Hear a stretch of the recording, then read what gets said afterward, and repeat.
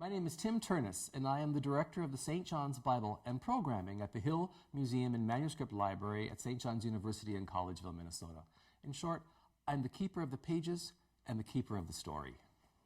I was an elementary school teacher for about 17 years before I started working at St. John's University.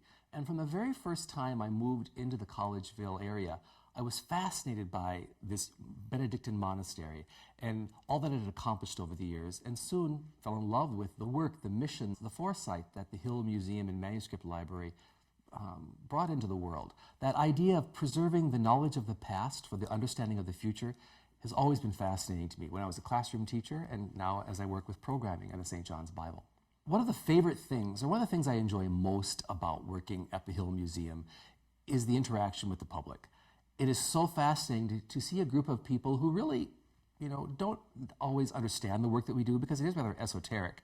But they come, they see these manuscripts, they look at a 1,000-year-old page of Psalms. They turn a book and they fall in love with the smell of the book and the sight of the book and realize, someone 800 years ago handled this book. They see Henry VIII's signature and they have that immediate connection to this famous name that they've heard for decades.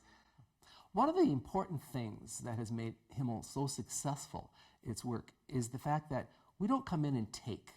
We don't come in and say, this is now our history. We come in and we share that process with you. The fascinating thing about the work that we do in preservation is that the owners of the manuscript still retain ownership.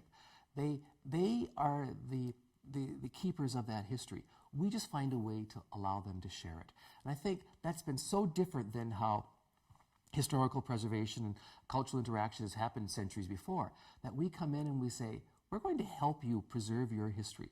We're going to help you find a way to tell your story next year, in 10 years, in 100 years. But it will always still be your story. We're just going to help you share that.